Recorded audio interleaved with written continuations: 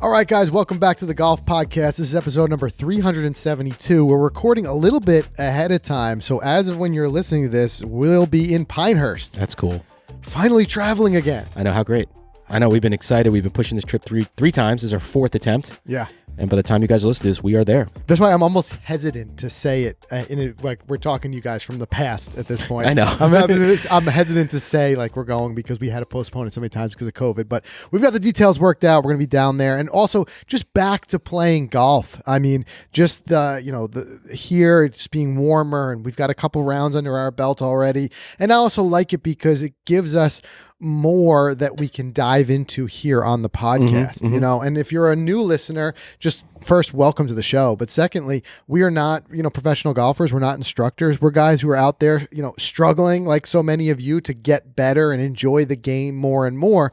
And a part of that is really getting out and playing. And it is always difficult the beginning of the season for us here in these colder climates where you have to knock off the rust of when we were playing, I was speaking to some of the guys we were playing with, and I'm like, it's hard to believe, but haven't set foot on a golf course in it was 3.5 months. Right.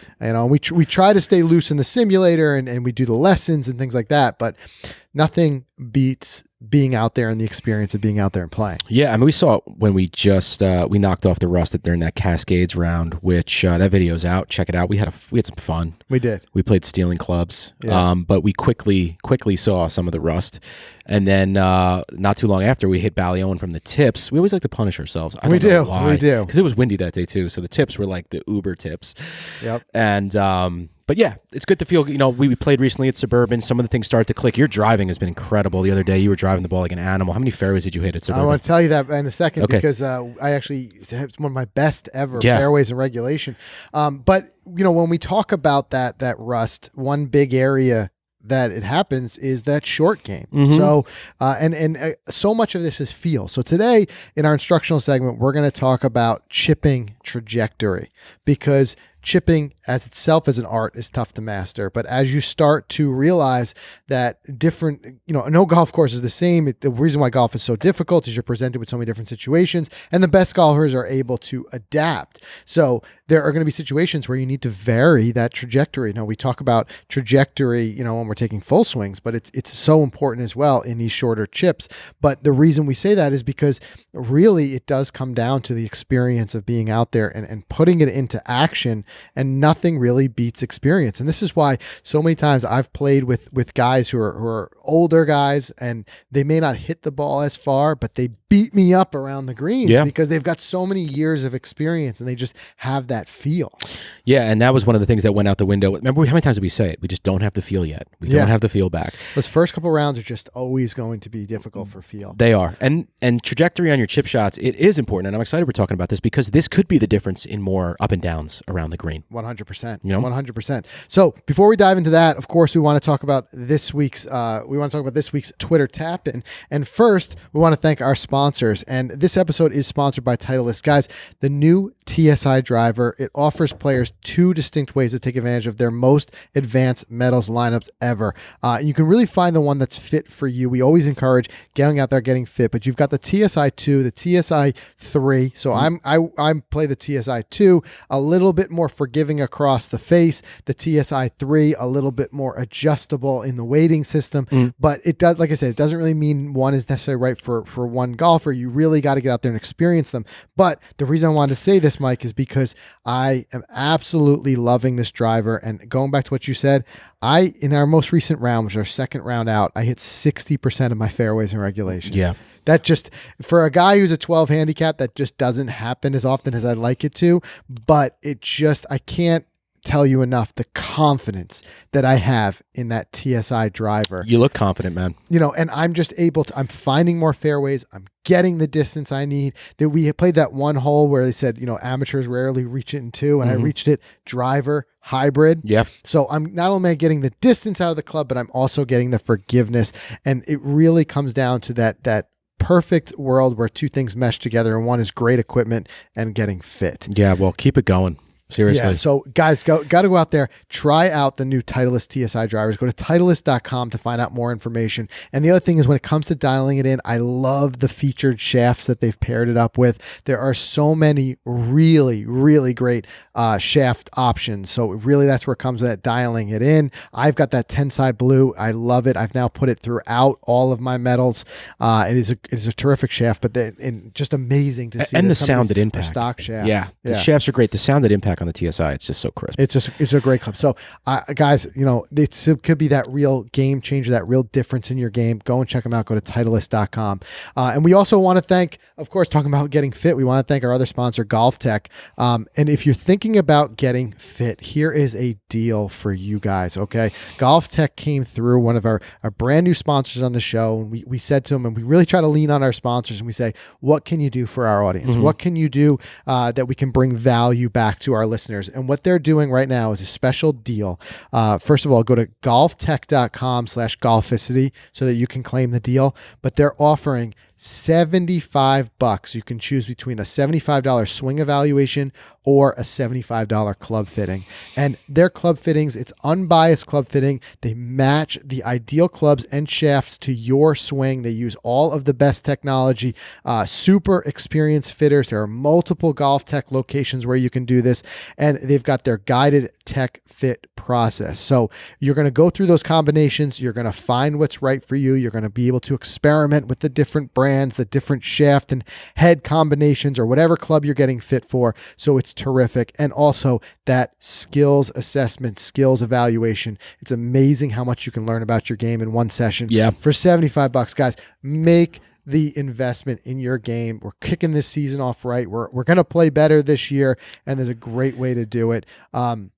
So go to golftech.com/golficity, learn more about it. And again, special thanks to Golf Tech for being one of our new sponsors and for really giving back with that incredible offer. Yeah, those guys are great. And there's 195 locations around the country. Yeah, so you can find one. If you're in the United States, you could find one for sure. But you'll have all that information, golftech.com/golficity, which we'll link to in the show notes.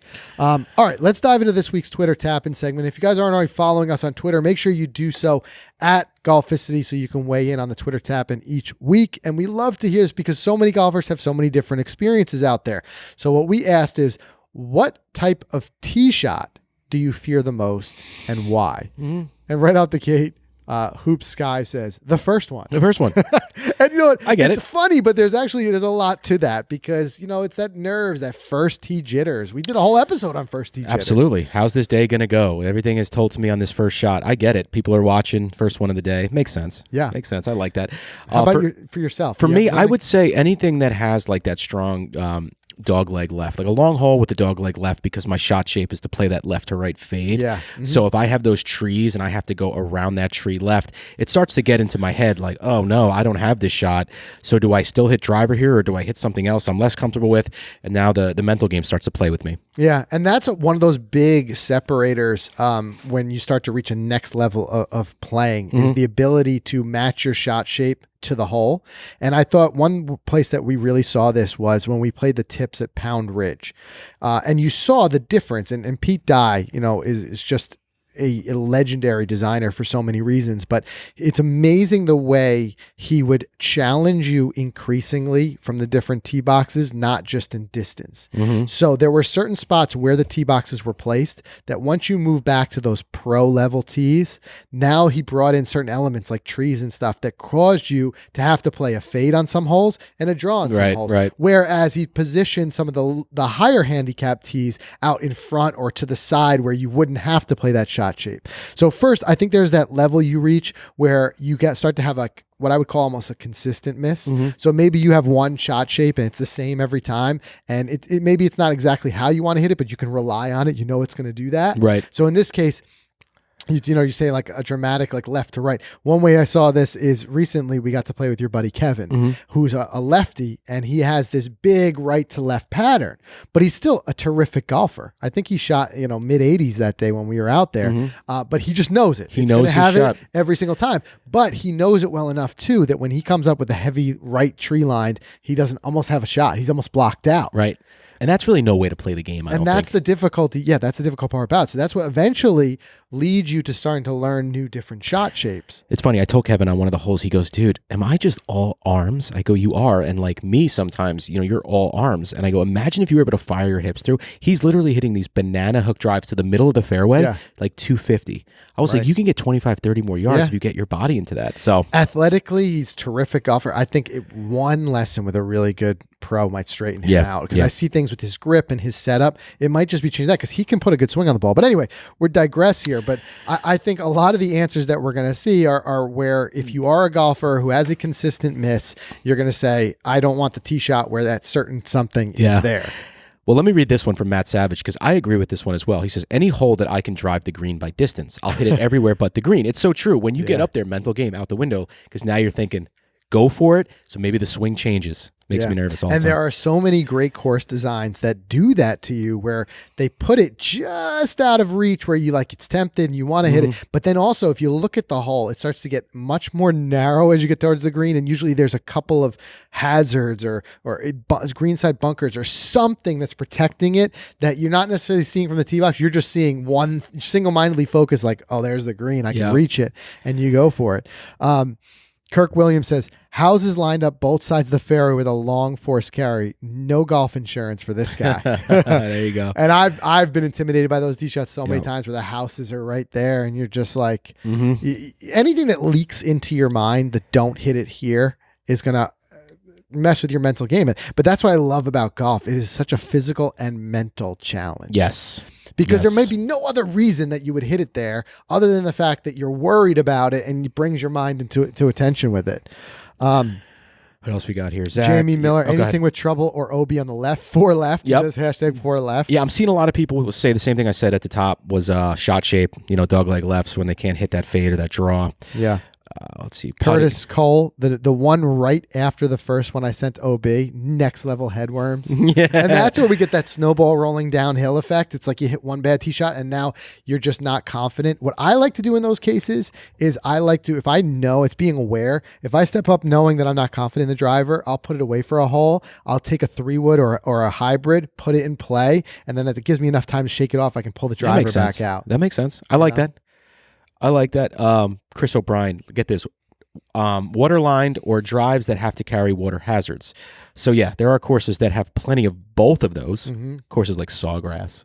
Yeah. So those could be very intimidated as well. So of course, different courses can play to kind of mess with your head as you're standing over that tee shot. But for me, I'd say, Frank, ultimately is that dog leg left. It's funny. I had the opposite experience when we played just the other day, that same round. The 10th hole was that drivable hole. And it got super tight and super narrow. And the issue was, as I said before, my fairways in regulation, I was driving so well that day. I could really rely on it. But I went too conservative, talked myself out of it. I saw none of you guys were hitting driver. Everybody was just kind of being more conservative.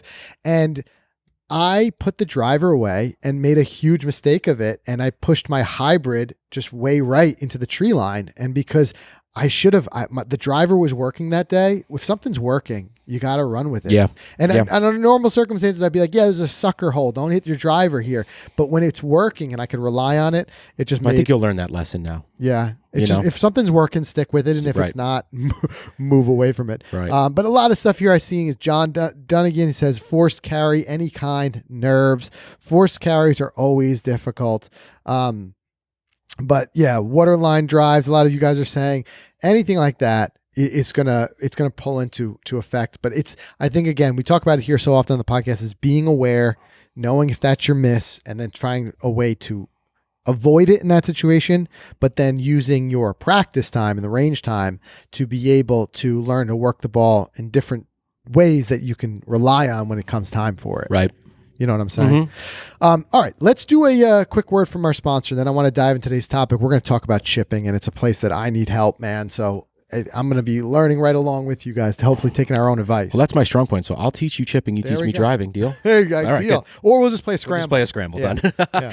All right, guys. Want to thank FootJoy for today's podcast episode. FootJoy sets the standard for golf shoe performance and style, especially in 2021 with their all-new Premier Series, which I'm super stoked to be wearing on Pinehurst number 2. I'm going to break those things They're out. making a lot of noise with the Premier Series on the tour, too. Oh, yeah, they have been. They've been really, really pretty, and we've got to play with them the other day. Super comfortable. But these shoes were inspired by golf shoes of the past, but supercharged for today's game. So they were designed in collaboration with world's best players like Justin Thomas, Adam Scott, guys like Max Homa. The Premier Series features classic styling with premium waterproof leather. All right, premium waterproof leather. Think about that. And great details that exude craftsmanship. So that is complemented by their state-of-the-art comfort and performance features like that Versatrax Plus outsole on the bottom of the shoe. Learn more about everything that this shoe has comes with the Premier Series. Check them out at footjoy.com. And if you think shoes are all style and not, if you don't consider shoes golf equipment, then you haven't found the right shoes yet. Right. Because once you've played in the right and you feel that support and you're able to use the ground better, you realize you can't go back from that. 100%. You know? 100%. By the way, I packed 5 pair for the shirt. I don't know if that's okay. Lastly, we'll have a couple extra checked bags this year. I know. We lastly want to thank ShotScope. If you're in the new market for a new GPS device, I know a lot of guys actually messaged me the other day. They said, hey, looking for a new watch or looking for a new rangefinder. We've got a bunch of solutions for you from ShotScope. So first, I want you guys to check out the V3. It's the GPS and stat tracking watch that we use. We love it. It tracks all of your data from your round, and trust us, it will help you improve. Frank was able to pull up that. I'm just on it right now. Looking at his fairways and regulation. And what did that ultimately give you? Confidence. 100%. You know? And what I love about this is that you buy the watch one time and you've got the data, but it just keeps getting better. I don't know if you saw, they just rolled out this unbelievable update. It just makes it so easy to really dive into so many stats because there's so many stats, but they just do it visually in a way that every golfer can understand. So it's just a system that's great and keeps getting better. I love it. And I love they're always trying to improve. And it's only $219. It comes in teal, red, gray, or black. It's as small as an Apple Watch. You don't even feel it on your wrist. And if you're not a watch person while you're out there, hey, give it a shot. You know, it may be for you. And if you don't want stat tracking, you can get the G3, which is just GPS only at $179. Or if you're not a watch person at all and want straight rangefinder, well, they just launched the Pro L1 Rangefinder this year. We love it. We have it in our bag. Pin lock vibration, slope adjustment. It's a lightweight rangefinder. It's packed with something that should be like $400, but it's only $200. Yeah. Well, that's why, because these price points, you don't have to be one or the other.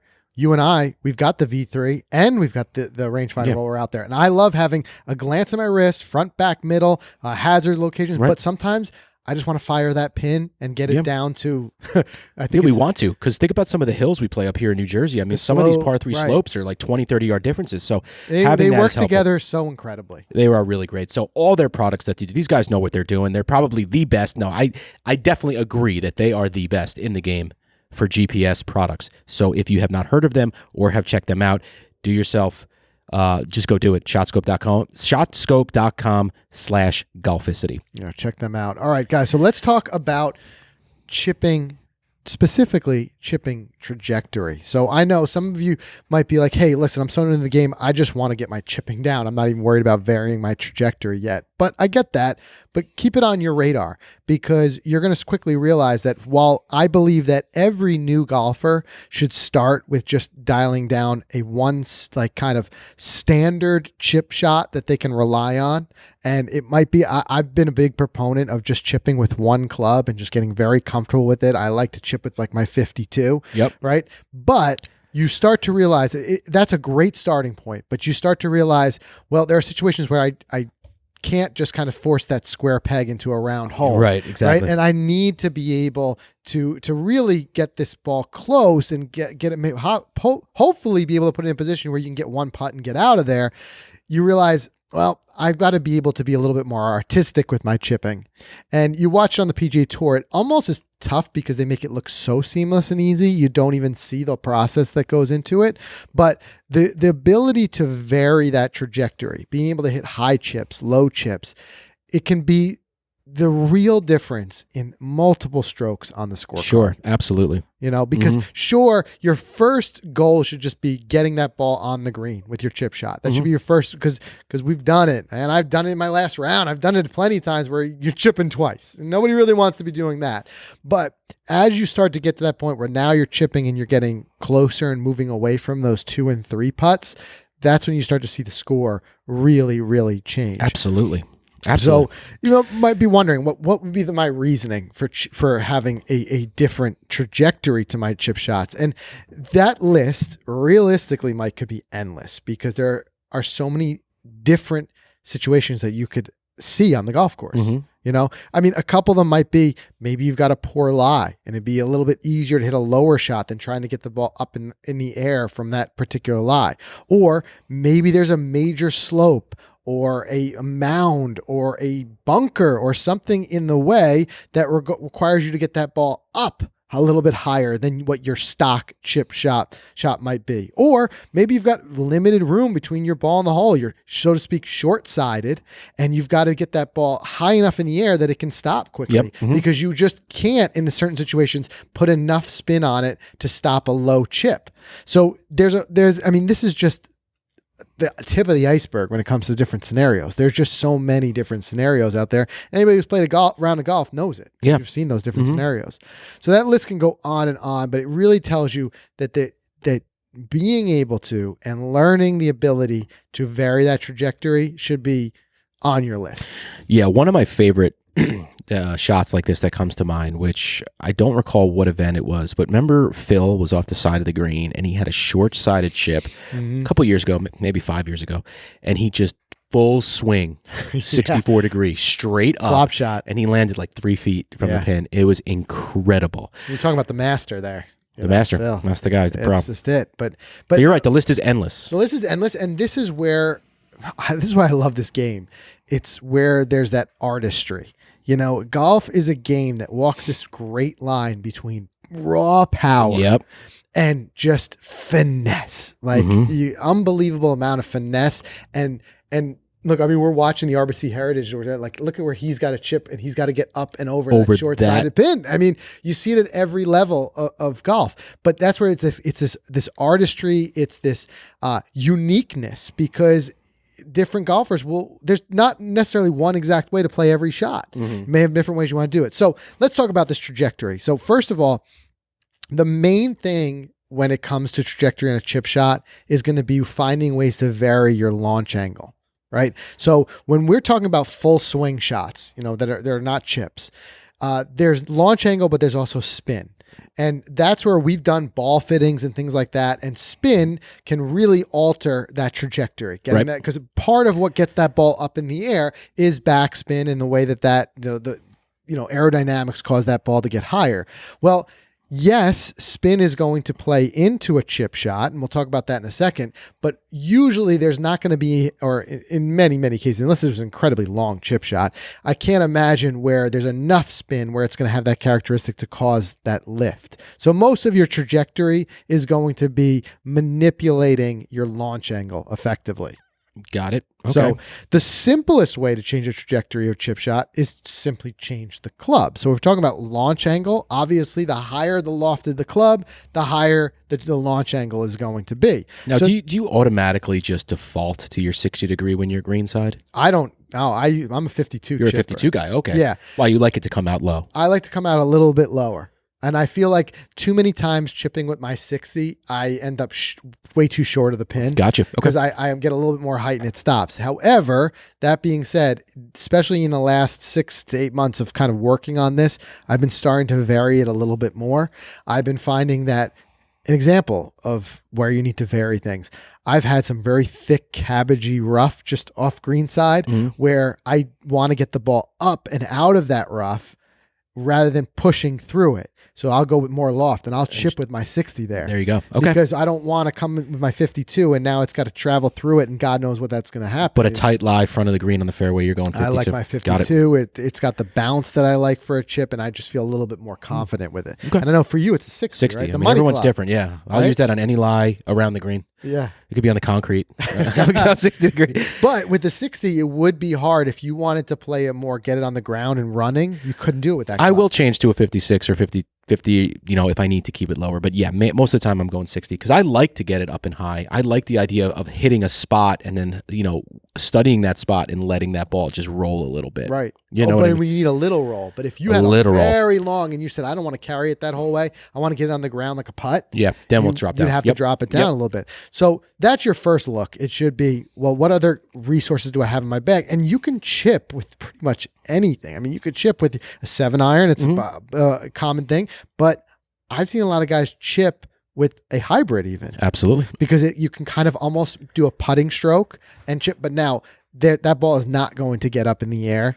So if you need to carry it over something, I think the best place for that would be when you're just off of the short grass and just into the rough. Yeah, when you need just a little pop. Just a little pop and then a roll. That's it. That's where that's going to work. But you can make that look. But then the second thing you can do is you can make some technical adjustments. It's amazing. The more we learn this game, the more I learn that so much of it is involved with the setup. You don't have to worry about changing too much of your swing if you just put yourself in a good setup and then let the natural swing happen. And that setup alone is going to change things. So, for example, adjusting your ball position.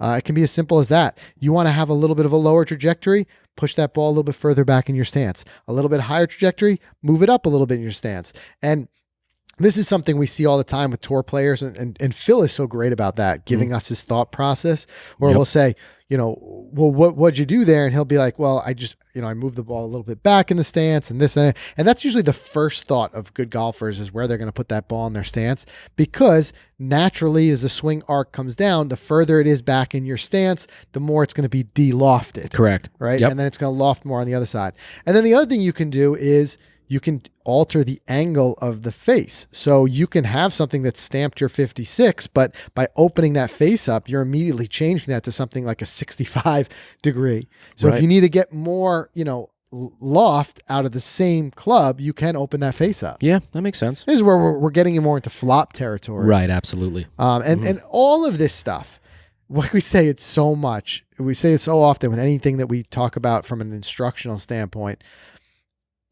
do it in practice before you put it into actual play. It might sound like a great idea and maybe you just heard it or a buddy said it, but if you don't have the practice hitting it, like for example, I'm taking this like open face. If you haven't practiced and gotten the feel for hitting with an open face, it could be a disaster. Yeah. You could hit it off that hosel and skip it across the green in 2 seconds. Right. No, absolutely. We've done that before. So it's all about getting that feel and getting used to it. So that's one of the things those are a couple of the things you can do, but let's talk about spin and the role of spin. Ultimately, spin is going to affect how that ball reacts once it hits the putting surface. The more spin you can put on it, the quicker you can stop it. But here too is why it's so important to vary it. If you've got a ball that's sitting deep in that rough, naturally, you're not going to be able to put a lot of spin on it, right? We've talked about this before with anything we talk about spin on the podcast. Anything that comes between the club face and the ball is going to reduce the amount of spin. Right. That could be grass, that could be sand, that could be water. You've seen experiments where we're going Bryson level here, but you start spraying some water on the club face, and anything that gets between that club face and the ball is going to stop that spin. Yeah, absolutely. So here is where just being smart about it. If you can't rely on spin to stop it, you got to rely on height. So that's where, if I'm in a bury lie, that's where I will go to that 60 because I'll realize that I need to get it up, and then the angle that it comes into the green is what's going to stop it more than the spin is going to stop it. Yeah, because we got to face it. We're amateurs, most of us, and we don't know how to spin it from those positions. I can't. Even the best golfers, no matter what's physics, you're going to get less spin. They may be able to put more spin on it than we could, but you're going to get less spin anytime something's between that face and the ball. Definitely. I mean, and one shot I can tell you right now that I don't have in my bag are those low kind of bumpy chips that they get to stop on a dime. Yeah. Crazy. It is. There's a lot of technique to it, but no matter what, when you see those balls really stopping on a dime, I got a very good chance it was from a lie that they could get on that back of that ball. Yeah, definitely. Definitely a fairway shot. Something to that effect. Right. But look, what it really comes down to is, yes, these are some fundamentals, altering where it is in your stance, having smart club selection. Any of those things are going to come into a play, but really it's dialing in the practice. And I don't care what level golfer you are. It's all about practicing. We've talked to some of the best golfers who are often instructors, and even they will say if they're going to play in a competitive event, they need to take 2-3 weeks with focused, concentrated practice, because it's something that has to be done not just once, and it's like riding a bicycle and you've got it.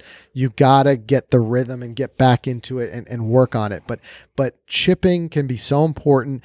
I'm a perfectly example of somebody who's guilty of gotten away from my chipping practice, and my scores have suffered for it. Yep. I kind of ebb and flow. It depends on the kind of time I have to be able to focus to it. But I had a moment where I put a lot of work on chipping. I was practicing in my backyard. I was practicing it at any type of practice facility when I got the opportunity to, and I saw my chipping improve, and I saw my confidence improve. I was going after greens more because I realized if I would miss and just be off, I could rely on my chipping to get me close enough to at the worst get out of there with 2 putts. Right. But then as I got busy with some other things, I was working on a big swing change, and now I'm seeing that part of my game is getting better. We talked about with off the tee and stuff like that. But because of my limited time, I got away from some of the chipping. Yep. I saw, and looking at my shot scope data, I saw a lot of strokes lost around the green. So one thing that the takeaway there and to learn from my own struggle is to get out there and practice it. Put that time in. And at least the good news is this is something that if you're busy, you've got family, kids, work obligations, you can practice this if you can find a small patch of grass at home. Yeah, 100%. It's not ideal, but you can do it. Yeah, you could definitely do it. And your chipping wasn't that bad. I mean, the other day, I remember at Suburban, remember that 10th hole when we crossed, the 11th hole when we crossed the street? One of my best shots. Yeah, your best drive. You had a bad approach. But that chip shot was one of my best. Chip shot went right to like a foot. Yeah. Less than a foot. Yep. So you did that. There's a spot I used my 60. There you used your 60. And I think on the next hole, you chipped one pretty close too. Yeah. You were right next to my ball. So yeah. But if I look at my overlays, I can tell you there's at least one hole with more than one chip. Yeah, that's for sure. Chip it all the way across, chip it again. Yep. You know, and that's where a lot of us lose strokes. So again, getting out there, understanding the physics of how it works, understanding how to use different clubs in different situations, understanding how to adjust your stance and ball positioning to match those, all great, important things. That's the first step. The second step, get out there, practice it. And it can be such a great practice thing. The easiest, conceptual drill is just to stand in one spot and try to hit chip shots to stop in the same, like put a towel down, put a pin down, whatever you want. Try to get them to stop in that same way, but do it with different trajectories. Mm-hmm. Try high, try low, and then start to realize, where do I need to land it if it's a high trajectory to get it to roll out there? Where do I need to land it if it's a low trajectory? And just work on varying your trajectory, and you will learn so much about it. I bet. It's such an important one.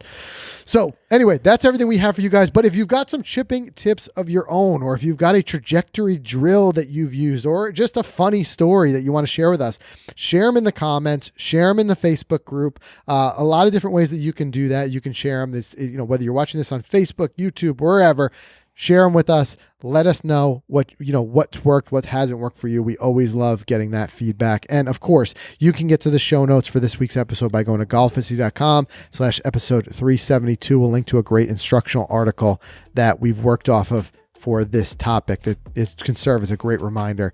But again, appreciate everybody joining us every week. We've got some really fun stuff coming up on the podcast. We'll be doing a podcast from Pinehurst, which I'm really looking forward to. Yep. So stay tuned for that. If you're not already subscribed, make sure you guys subscribe on iTunes, Spotify, wherever you listen to your podcast, and we'll see everybody again next week.